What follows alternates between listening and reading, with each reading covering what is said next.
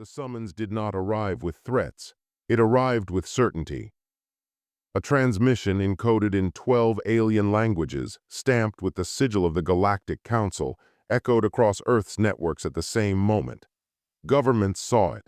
Militaries decrypted it.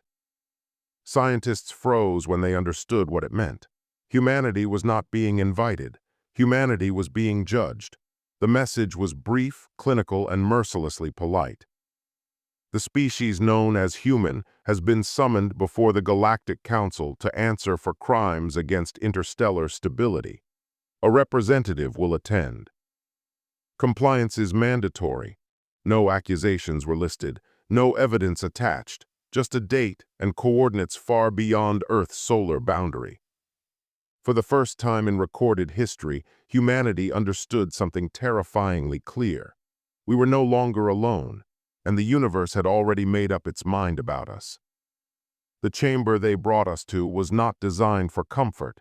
It was designed for intimidation. The Galactic Council Hall floated inside a hollowed asteroid, its interior carved into a vast amphitheater of cold stone and glowing metal. Tier upon tier of alien delegates sat elevated above the central floor, their bodies encased in armor, robes, chitin, crystal, or living bioconstructs that pulsed faintly with light. They did not whisper when the human delegation entered. They watched. Humans were placed at the lowest point of the chamber, no raised platform, no equal footing. Just a single circular floor beneath thousands of judging eyes. A deliberate choice. This was not a discussion, this was a trial. At the highest tier sat the triarch judges, ancient beings whose species had survived long enough to believe survival itself made them righteous. Their voices, when they spoke, resonated through the chamber without amplification. "Humanity," one of them intoned, "you stand accused of destabilizing multiple regions of the Orion Spur." A ripple of alien approval moved through the tiers. "Your species exhibits uncontrolled aggression, excessive militarization, and a repeated willingness to engage in total war." Images flashed above the chamber. Cities burning, explosions. Human soldiers advancing through smoke and fire. Carefully selected moments, carefully framed. To the galactic community, another judge continued. "You are known as a deathworld species that escaped its cradle and carried its violence into the stars." The word deathworld was spoken like a verdict. Some aliens leaned forward, others recoiled slightly as if proximity itself was dangerous. The humans did not react, they stood still. At the center of the delegation was not a general. Not a politician, not a war hero. It was a man in a plain dark uniform, no medals, no insignia beyond a small Earth emblem on his chest. Ambassador Elias Ward. He did not look angry. He did not look afraid. He listened. The accusations continued. Humans were blamed for wars the Council had quietly profited from. For weapons developed only after neighboring species had attacked Earth colonies. For refusing guidance that would have placed humanity under permanent supervision. Each charge was delivered with calm authority, as if the outcome was already decided. "This court," the lead judge declared, "will determine whether humanity is fit to remain an independent species or whether containment is required." Containment, a polite word for occupation. Disarmament, control, the chamber hummed with anticipation. At last, the judges fell silent. The lead triarch turned its many-faceted gaze toward the human delegate. "You may speak," it said. "Defend your species." Thousands of alien eyes fixed on one human. This was the moment they expected shouting. Denial, defiance, perhaps even threats. What they got instead was silence. Ambassador Ward did not speak immediately. He took a single step forward, not aggressive, not submissive, just present. When he finally spoke, his voice was calm enough to be almost gentle. "Before I begin," he said, "I have one question." A low murmur moved through the chamber. Questions were not expected. This was not a negotiation. The judge's tone sharpened. "State it." Ward looked up, not at one judge, but across the entire council. Am I permitted to ask a question whose answer is already in your records? Confusion flickered through the tears. You may, the judge allowed. Ward nodded once, then he asked it. Which of you, he said evenly, made first contact with humanity and chose to hide the existence of the Galactic Council from us? The chamber went silent, not uneasy silence, alarmed silence. Several delegates shifted. Others exchanged rapid signals in their own languages. The judges did not answer immediately. Ward continued, his tone unchanged. Which of you observed our early space flight, our limited defenses, our fractured politics, and decided we would be easier to manipulate if we believed we were alone? The lead judge's voice cut in sharply. This is irrelevant. No, Ward said quietly, not loudly, not forcefully, just firmly. This, he continued, is the foundation of every accusation you've made today. A projection ignited behind him. Human ships, early designs, crude, vulnerable. Then alien vessels, far more advanced, appeared at the edges of sensor range. Watching, avoiding detection, waiting. You call us aggressive, Ward said. But you never ask why a species evolves the way it does. The chamber remained frozen. You watched us struggle on a world that tried to kill us every day, he continued. Predators, disasters. Disease, scarcity. His eyes hardened just slightly. And when we reached for the stars, you did not welcome us. The image shifted. Alien trade routes were routing. Human colonies isolated. Silent economic pressure. You isolated us. The judges' voices overlapped now, sharp and defensive. This line of speech is inappropriate. Ward raised one hand. They stopped. Not because he demanded it, but because something in his posture suggested that, for the first time, they were not in control of where this was going.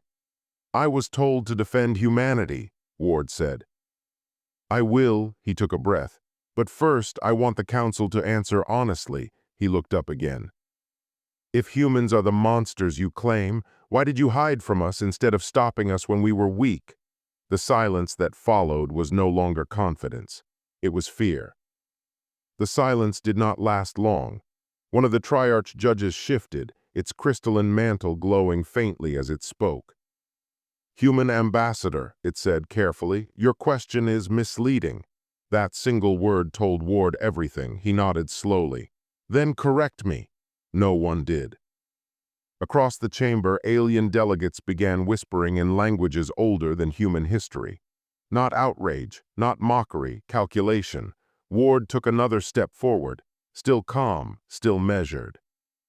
You accuse humanity of unchecked violence, he said.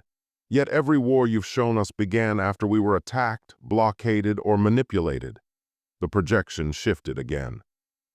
A human colony ship, civilian, burning in vacuum. A trade station refusing docking rights to Earth vessels.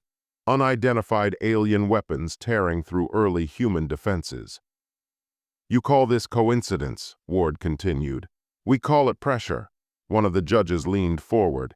Your species escalated conflicts beyond necessity. Ward turned toward that voice. Yes, he said simply, and the word hit harder than any denial. Yes, we escalated. Murmurs rippled outward. We escalated, Ward repeated, because escalation was the only language the galaxy chose to speak to us. He gestured toward the images. When pirates raided our shipping lanes, we asked for council intervention. None came. The image changed, distress calls unanswered. When our colonies were taxed into starvation by neutral trade partners, we filed formal complaints. Another image, files marked archived, no action required. And when alien fleets tested our borders, Ward said, voice tightening just a fraction, we learned something important. The chamber grew still. No one was coming to save us. A tall, insected delegate rose from its tier, mandibles clicking in agitation. Your species is emotionally volatile, it snapped. You overreacted to minor provocations. Ward turned to face it fully. Minor, he said, tasting the word. Is that what you call watching your children suffocate in unpressurized habitats because trade sanctions delayed life support shipments? The insectoid recoiled slightly. Ward didn't wait. Is it minor when a medical convoy is denied passage because a council-aligned corporation decided humans were expendable clients? No answer. Or when a neutral fleet observes an attack on our colony and records data instead of intervening? The projection showed it clearly. Alien ships, watching, recording. Ward lowered his hand. You didn't stop us because you didn't think we mattered, he said, and when we survived anyway, you got nervous. The judges conferred in low, resonant tones. For the first time, their unity fractured. The lead triarch spoke again. Even if your claims hold merit, humanity's response was disproportionate. You weaponized innovation at a rate that destabilized entire sectors. Ward smiled faintly. Not proud, not cruel, just honest. We had to. He turned slowly, making eye contact with as many delegates as possible. You see aggression, he said. We see adaptation. Another image appeared. Human engineers improvising shield tech from mining equipment. Civilian ships retrofitted into evacuation carriers. Scientists working sleepless cycles. You had millennia, Ward said. We had decades. His voice dropped slightly. And despite that, we survived. A new voice echoed from the upper tiers, ancient, heavy with authority. You are saying, it rumbled, that the Council bears responsibility for your militarization. Ward nodded. Yes. Outrage burst from several delegates at once. That is absurd. Blame shifting. Emotional manipulation. Ward waited. When they exhausted themselves, he spoke again. If a child grows up surrounded by predators, he said quietly, do you blame the child for learning how to fight? The words landed hard. You didn't just observe us, Ward continued. You shaped our environment, he pointed upward. You isolated us economically. You limited our access to peaceful expansion. You labeled us dangerous before we ever met you. The projection now showed Council documents. Threat potential, moderate. Containment strategy, passive observation. You were deciding our fate while we were still learning how to walk among the stars. The chamber was no longer hostile. It was tense, uncomfortable, because the narrative was slipping. Ward straightened. You summoned us here expecting excuses, he said, or fear. He shook his head. You got neither. The judges exchanged looks, some annoyed, some unsettled. And now, Ward continued, before this trial proceeds, humanity formally submits a request. The lead triarch narrowed its gaze. State it. Ward met its eyes. We request that the Council release all first contact records involving Earth. Gasps echoed through the tiers. That data is classified, a judge began. Because it proves my point, Ward interrupted, still calm, still respectful. If we are to be judged, he said, then let the truth stand in the open. A pause. Then the lead triarch spoke words no one expected. The Council will deliberate. Ward inclined his head. Of course, he said, but as he stepped back into position, something had changed. The humans were no longer standing alone on trial. They had put the galaxy itself under scrutiny, and the Council knew it. Because for the first time since humanity entered the stars, the question was no longer are humans dangerous. It was, what happens if they decide we are? The delay lasted exactly 37 seconds. That was how long the Galactic Council took to decide whether truth was more dangerous than silence. Then the chamber lights dimmed. A warning glyph pulsed above the central dais. Classified data, partial release authorized. The sound that followed wasn't applause or outrage. It was fear.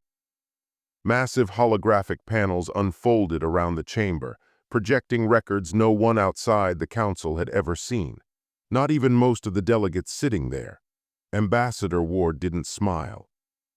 He didn't need to. The first file opened. First contact, Sol system designation, primitive, unstable. The date flickered into view. Humanity had not yet left its home system. The footage showed a small human probe drifting beyond Pluto. Clumsy, slow, curious. An alien vessel emerged from hyperspace beside it, sleek, silent, armed. No greeting, no warning, just observation. The log scrolled. Recommendation: avoid direct contact. Species shows high adaptability. Potential long-term competitor. A murmur rippled through the chamber. Ward spoke softly. We didn't even know you existed. The next file loaded. Economic Containment Directive, Sole Region Trade Routes highlighted in red. Human shipping lanes cut off one by one. Artificial shortages engineered through proxy species. Council approved. Is this normal procedure? Ward asked, turning slightly toward the judges. None answered. The projection continued. Human colonies struggling. Terraforming projects abandoned. Medical supply delays blamed on logistical complexity. Ward's voice stayed steady. We thought the galaxy was indifferent, he said. We didn't realize it was organized. The third file hit harder. Engagement report. Incident 441 be a human civilian transport, unarmed, drifting near a neutral zone. Alien raiders emerged. Weapons fire tore through the hull. The timestamp showed something chilling. A council patrol fleet was already present, watching, recording, not intervening. The patrol commander's note appeared. Observation only. Outcome will inform threat assessment. The chamber erupted. Delegates shouted, some in denial, others in outrage. One screamed, that fleet acted independently. Ward turned slowly. Then why, he asked, does this order bear the seal of the High Council? Silence. The judge's glow dimmed slightly. Ward exhaled. This is the part where you usually say, he continued, that these decisions were made by previous administrations. He looked around. But the signatures are still active. The files kept coming. Human distress calls marked low priority. Aid requests rerouted. Pirate groups quietly supplied with better weapons on the condition they stay near human space. The pattern was undeniable now. Humanity wasn't unlucky. They were being tested. A younger alien delegate, avian feathers trembling, stood slowly. This contradicts council law, it said, voice unsteady. Containment without declaration is forbidden, Ward nodded. And yet, the avian swallowed. Why? The question hung in the air. Ward answered honestly. Because you were afraid, he said. And fear makes cowards strategic. A sharp intake of breath spread through the tears. Ward didn't raise his voice. You didn't want war, he continued. You wanted limits, he gestured to the projections. You wanted to see how much pressure we could endure before we broke or became useful. The lead triarch spoke, slower now, less certain. Your interpretation assumes intent. Ward turned back to it. No, he said, it proves pattern. The final file loaded. Internal memo, evaluation update. A council analyst's voice played aloud. If the human species survives containment, recommend reassessment. Their resilience may be leveraged militarily. The words echoed, leveraged. Ward closed his eyes briefly, then opened them. You didn't plan to destroy us, he said quietly. You planned to use us. The chamber was deathly still now. Even the most hostile delegates could no longer deny it. Ward stepped back to the center. So yes, he said, we militarized quickly. He looked directly at the judges. Because you taught us that survival in this galaxy isn't granted, it's earned. The lead triarch's voice was no longer commanding. It appears errors were made, Ward nodded. They always are, he said. The question is what you do after. He folded his hands behind his back. Humanity is not asking for apology, Ward said, nor compensation. That surprised them. We are asking for acknowledgement. He paused. Say it, he said. Say that we did not become this way on our own. The judges conferred again, longer this time. Finally, the lead triarch spoke. The council acknowledges, it said carefully, that its actions contributed to humanity's current posture. The words were legal, cold, minimal, but they were spoken. Ward nodded once. Good, he said, because now the galaxy had heard it too. As Ward returned to his place, whispers filled the chamber, not about human aggression anymore, but about human restraint. Because after everything revealed, they hadn't attacked, they hadn't threatened. They had simply asked the galaxy to look in the mirror, and that frightened the council more than any fleet ever could. The chamber did not move toward a verdict. Instead, it froze. The council had expected rage, demands, threats backed by human fleets waiting just beyond the system. They had prepared counterarguments. They had prepared sanctions. They had prepared war. What they had not prepared for was restraint.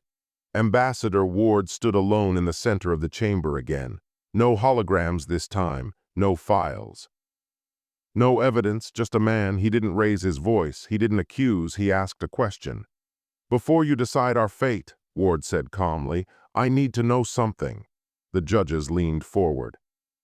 The translators recalibrated. Even the guards stilled. Ward looked up at the triarchs.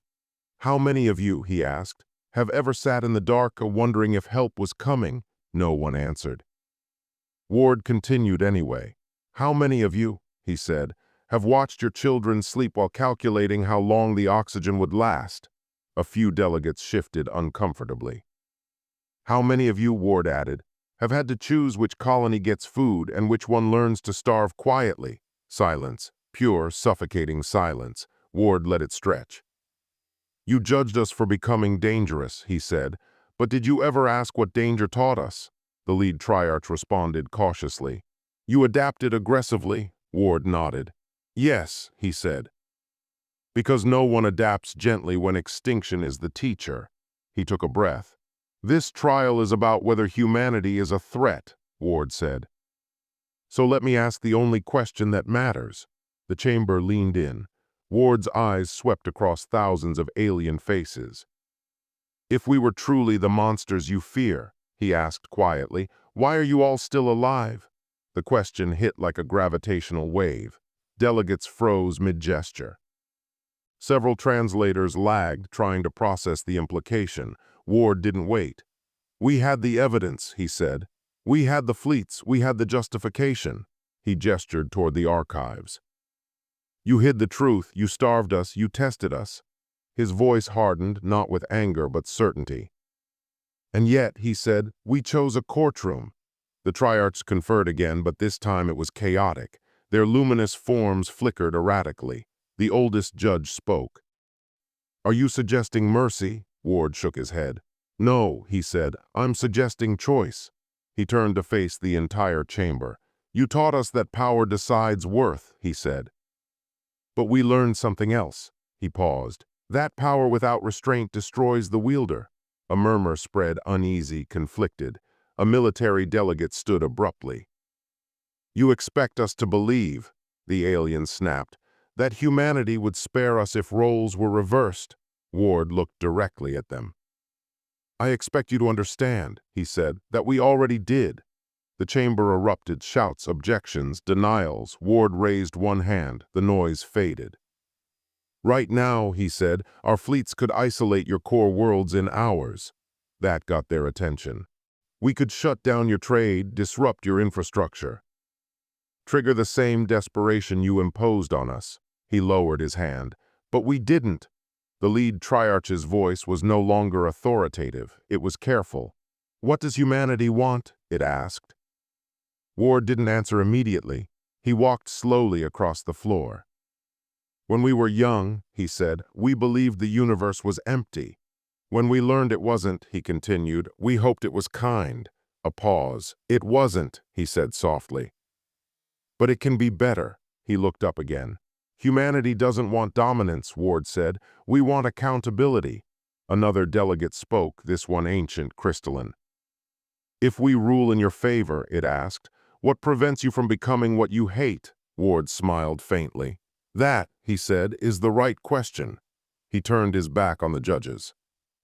"Because the answer isn't law," he said.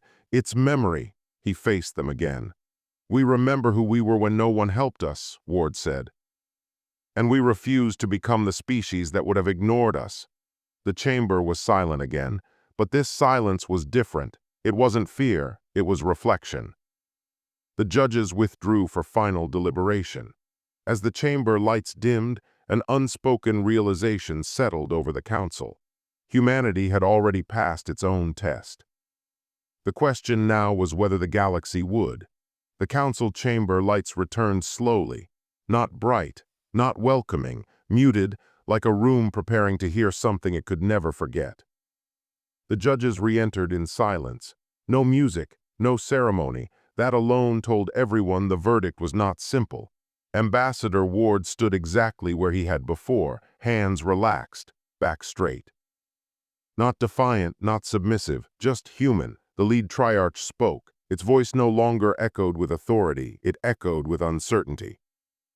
After deliberation, it said, the Galactic Council has reached a decision regarding the status of humanity. Every delegate leaned forward. Across 1,000 systems, billions of beings held their breath. Humanity, the triarch continued, is found not guilty of existential threat. A wave of sound rushed through the chamber. Relief. Disbelief, anger, but the triarch raised a glowing limb. There is more. The room fell silent again. Humanity is hereby recognized, the triarch said carefully, as a Tier 1 strategic species. That title had only been granted 3 times in galactic history. Each time after a war that nearly erased entire civilizations. Murmurs turned to panic. The triarch continued.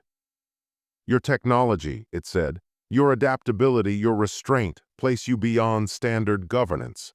Ward didn't react, but several council members visibly recoiled. However, the triarch said, this status comes with conditions. Ward finally spoke. We expected that, he said calmly. The triarch hesitated. You will submit to periodic oversight, it said. Your military expansions must be disclosed. Your experimental research will be monitored. Ward nodded, reasonable, expected. Then the triarch said the sentence no one had prepared for. In return, it said, the council will formally acknowledge its role in humanity's suffering. The chamber exploded. Delegates shouted, some stood in protest, others froze in horror. The triarch pressed on. The archival suppressions, it said, the containment strategies, the silent observation, its voice dimmed. We admit fault. That word fault had never been spoken by the council before, not once in 12,000 cycles. Ward closed his eyes just for a second, not in victory, in release. But then he shook his head. There's a problem, Ward said quietly. The triarch paused. What problem? Ward stepped forward. You're still thinking this is about permission, he said. Confusion rippled across the chamber. Ward took a breath. This trial, he said, was never about whether we were dangerous. He looked around. It was about whether we would beg. Silence. Ward straightened. Humanity does not accept Tier 1 status, he said. The words hit harder than any declaration of war. Delegates gasped. The triarch flickered violently. You refuse? Ward nodded. Yes, a military delegate shouted. You would turn down protection, authority, influence. Ward looked at them calmly. We didn't survive by relying on authority, he said. And we don't need protection from a system that feared us into silence. The triarch struggled to respond. What then, it demanded, does humanity want? Ward's answer was simple. Equal standing, he said, no special titles. No cages disguised as honors, he gestured toward the chamber. We don't want to sit above you, Ward said. And we will never kneel beneath you. The room felt smaller somehow, as if the galaxy itself was recalibrating. The triarch spoke again, softer now. If you walk away, it said, you will be ungoverned. Ward smiled faintly. We already are, he replied. Ward turned to leave, no escorts, no dramatic exit. Just a human walking out of the most powerful chamber in existence. Behind him, the council did not move, because for the first time in their long history, they understood something terrifying. Humanity didn't need approval. Humanity had outgrown fear. And the galaxy had just realized that the most dangerous species wasn't the one that conquered, but the one that walked away. The chamber emptied slowly. Not a single council member dared to follow Ward, not because they weren't allowed, but because no one knew what would happen if they did. Across the galaxy, news traveled faster than light. Humanity had rejected Tier 1 status. Every system, every world, Every fleet that had once prepared for their conquest now paused, recalculated, reconsidered. In orbit above the Council's homeworld, Admiral Saren watched the transmission with wide eyes. Her claws tapped nervously on the armrest. "The humans," she whispered. "They just walked away." Her second-in-command, a towering Hethar named Valrek, nodded slowly. "They did more than walk away," he said. "They've rewritten the rules." Meanwhile, on Earth, Ward walked through a crowded city. Nothing had changed outwardly. The streets were the same, children laughed, birds sang. Yet everything had shifted. He passed by a small cafe, watching humans live ordinary lives. The galaxy had expected rebellion. They had expected weapons. They had expected fury. Instead, humans returned to their lives. With calm, with purpose, with certainty. Back in the council chambers, a private debate erupted. "Do you realize what this means?" An elder Xyler said, claws gripping the edge of the table. "They have no allegiance, no supervision, and no fear of reprisal." Another member, a Triarchian with gleaming limbs, replied, "They are untouchable, by law, by strategy, by expectation." They whispered the word together, almost afraid to speak it aloud. "Ungoverned." Ward's team convened in a secure room on Earth. They were not celebrating, they were planning. Because freedom is not the absence of rules. Freedom is responsibility, and humans carried both with lethal efficiency. "What now?" asked Lieutenant Mara, a tactical officer with eyes like polished steel. Ward didn't answer immediately. He looked at the maps, the stars, the fleets of the galaxy that now watched them with wary curiosity. "Now," he said finally, "we decide how to use the gift the galaxy gave us without asking for permission." No one spoke for a moment. The weight of that reality sank in. A galaxy that had once feared humanity now had no idea what humanity would do next. Across systems, intelligence networks scrambled. Reports came in, human diplomats refusing the Council's oversight. Human ships appearing in restricted sectors without notice. Entire alien populations whispering in fear and awe. Some fleets began withdrawing preemptive strikes. Others began building secret defensive measures. All were reacting to one thing: humans no longer followed the rules, and yet humanity itself had not changed. Back on Earth, ordinary humans went about their daily lives, oblivious to the paranoia spreading across alien worlds. Ward walked through a park, watching children play, feeling the wind on his face. He smiled slightly, not because they had won, not because the galaxy feared them, but because they had chosen themselves. A message pinged on his secure communicator. It was short, direct, human. "Step 1 complete. Step 2, we rewrite the galaxy." Ward chuckled softly. A sound not of arrogance but of clarity. He looked up at the stars. And for the first time, the galaxy understood something entirely new. Humans do not need power to be dangerous. They only need will. And now, the galaxy had no idea what humans would will. Dawn broke over Earth, painting the oceans in gold and amber. For most humans, it was just another morning. But for Ward and his team, it marked the first day of something that no alien species could predict: human initiative. In orbit, human fleets slipped quietly past alien patrols. Not a shot was fired. Not a warning sounded. Ward's ships were designed for efficiency, not destruction. Yet each move carried implicit consequences, subtle messages no council had prepared for. "Every system we pass sees humans without fear," Ward said, his voice calm but heavy with intent. "They're not expecting war, they're expecting negotiation, observation." "Opportunity," Lieutenant Mara leaned over the tactical table, pointing at the holographic map. "Look here," she said. "Zalarian Trade Hub." "Their fleet thinks we're not here, but sensors show otherwise," Ward smiled. "Exactly, they expect us to fear them. We won't, not yet. We're teaching them patience." And humility. On one border planet, an alien fleet convened. The admiral's claws trembled as reports streamed in. Human vessels had landed on unclaimed territory without incident.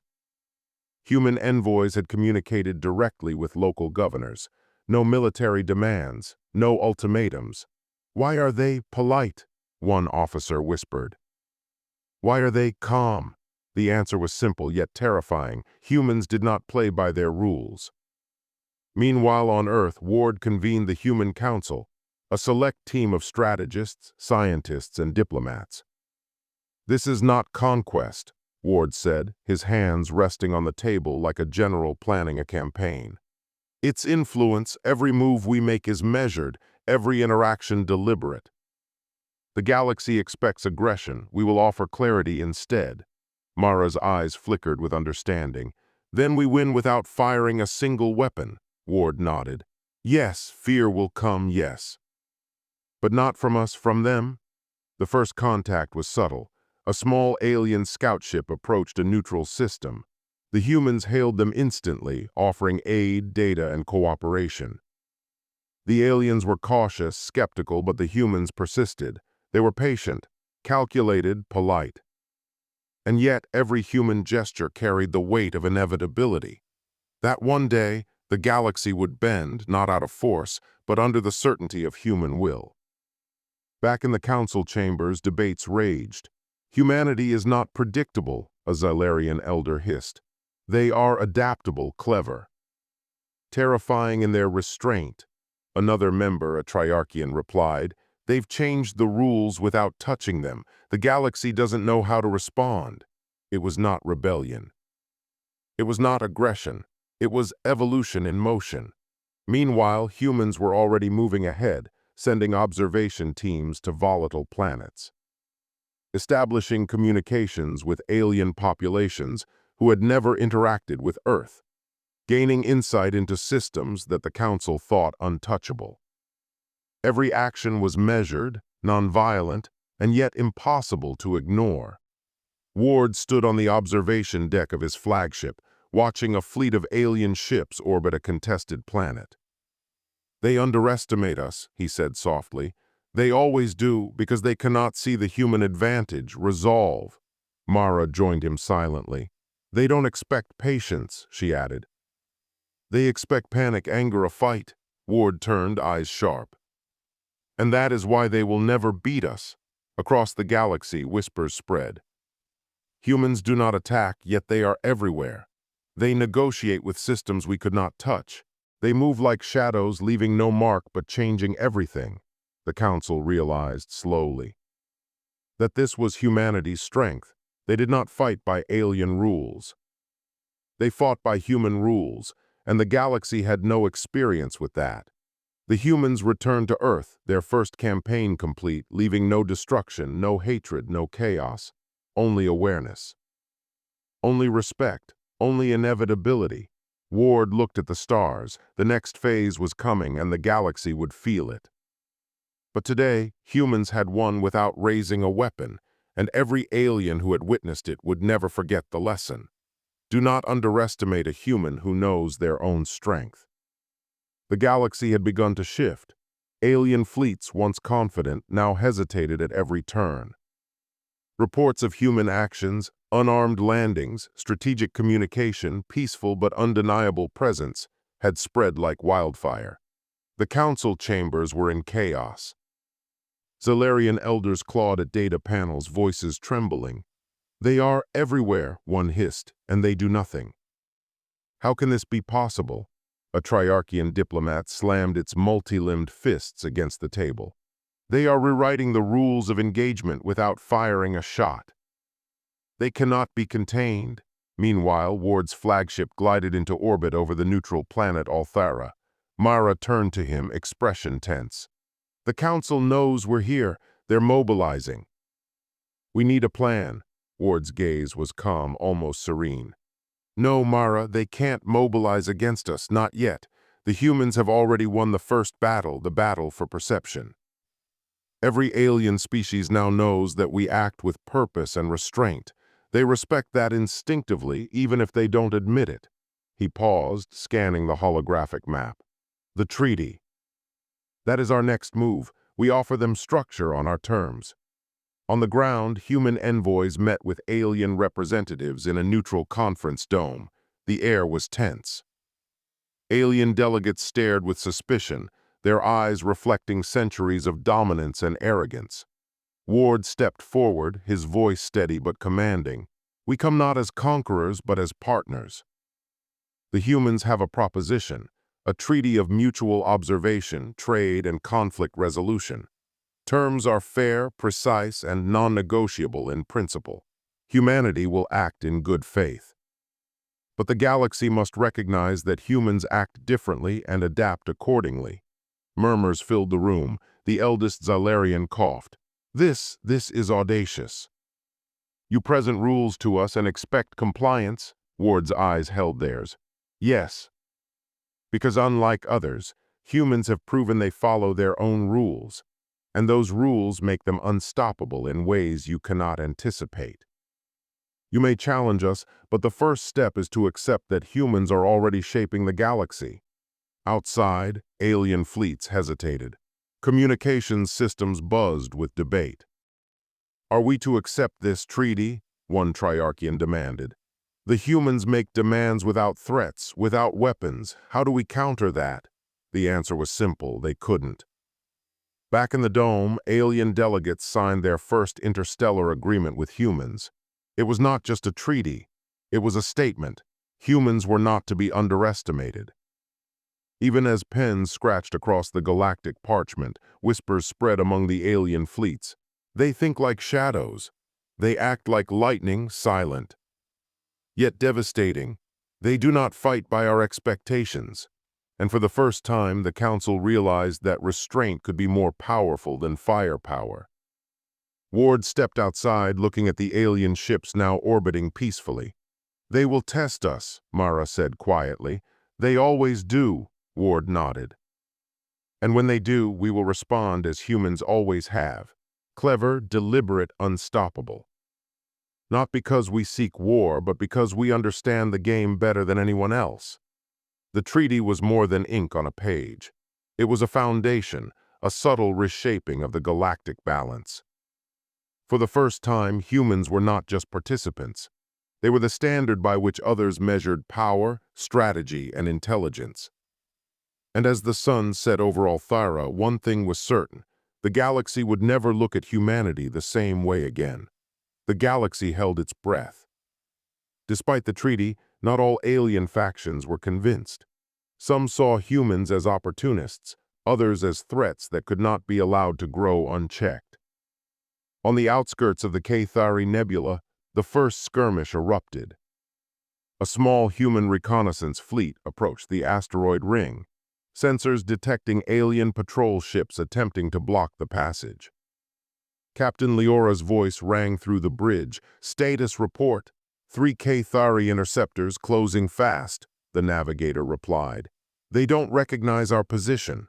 Leora smiled faintly. "They'll learn the hard way." The aliens struck first. Energy beams sliced through the void, but the humans did not panic. They maneuvered in patterns that seemed chaotic, until every shot fired by the aliens either missed or ran into a calculated trap. Leora whispered to her crew, "Watch the corners. They always think they see the whole field." A single, unarmed drone glided forward, scanning the enemy fleet. Its presence alone caused the Cathari captains to hesitate. They didn't understand why humans were willing to risk a craft with no weapons, because humans had already won the battle in their minds. Back at the council, whispers of the skirmish reached alien ears. "The humans anticipated us before we even fired," one elder shouted. "They think like predators and shadows at the same time. They are unpredictable." Meanwhile, secret alliances formed quietly. Species that had once looked down on Earth saw opportunity. They reached out to human envoys, offering intelligence, minor fleets, and trade agreements, all in exchange for favor and protection under the new human-led order. Ward met with these emissaries personally. "You help us now," he said calmly, "and your species survives stronger than you imagined." They nodded, some in awe, others in cautious hope. On the battlefield, the humans executed another move that stunned the Cathari. A squad of engineers appeared on a seemingly empty asteroid. Within minutes, they had repurposed natural rock formations into shielded observation posts, launching countermeasures that forced the alien fleet to retreat without a single human casualty. Leora reported back to Ward via holocom, "They don't understand our rules yet, but they're learning." Ward's eyes glimmered with satisfaction. "Let them learn. Every step they take is guided by human logic and by our patience." The galaxy began to take notice. Alien commanders muttered in disbelief. They survive where no one else could. They win without brute force. They are not like any species we've encountered. Even those who once sought war now paused. The humans had shifted the game entirely. Perception had become power. Strategy had become weaponized. Meanwhile, back on Earth, Mara observed communication streams from multiple alien factions. "They're starting to respect us," she said. "Respect, yes," Ward replied, "but fear is next. Fear is what keeps them in line when diplomacy alone cannot." And as the first minor skirmishes ended, it was clear. Humans were no longer just participants in the galaxy, they were arbiters. Strategists and the new standard of what it meant to be powerful. The Council's arrogance had been tested and failed. Humanity had just demonstrated that thinking differently, acting deliberately, and mastering perception was more lethal than fleets of weapons. The nebula glowed like molten jewels, dust and energy dancing in patterns unseen. From the edge of the void, the human fleet emerged, smaller than most expected, yet every ship a calculated instrument of strategy and precision.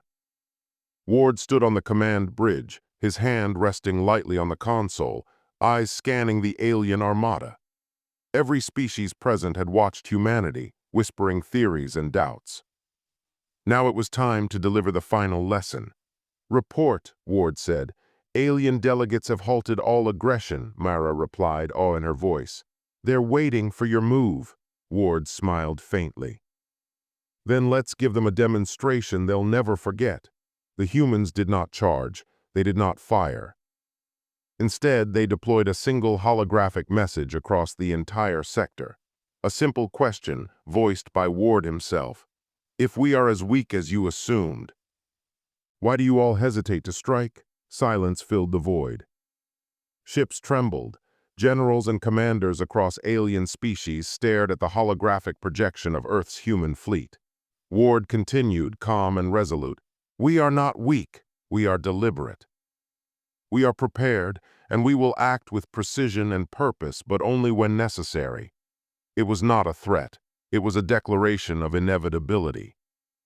One by one, the alien species began to lower their weapons. The arrogance that once drove their fleets dissolved in a mix of fear, awe, and reluctant respect. "The humans," an elder Cathari murmured. "They are unmatched." Alliances shifted instantly. Former rivals now approached humanity, offering treaties and trade agreements, eager to avoid conflict and to learn from the species that had shattered every expectation.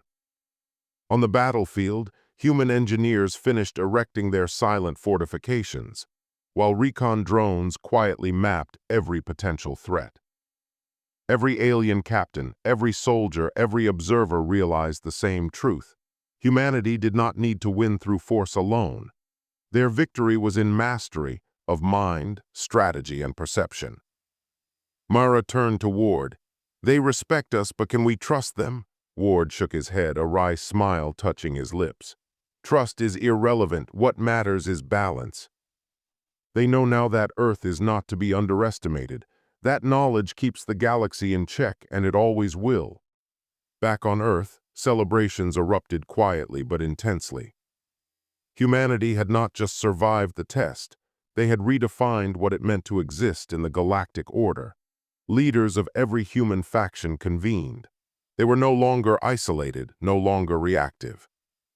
Humanity was now proactive, assertive, and respected across light years. And somewhere far away, the Council recorded a single undeniable truth. Humans were not merely strong or lucky.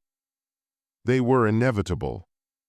The alien princesses, Generals and scholars who had once doubted now watched as humans carried themselves with calm confidence, as if the galaxy had been waiting for their arrival all along.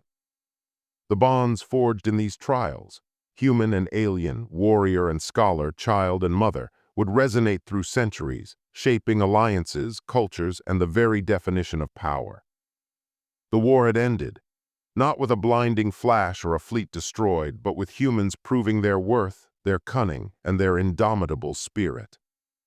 And in the silence that followed, one thought lingered in every mind. Do not mistake humanity for ordinary, they are something else entirely.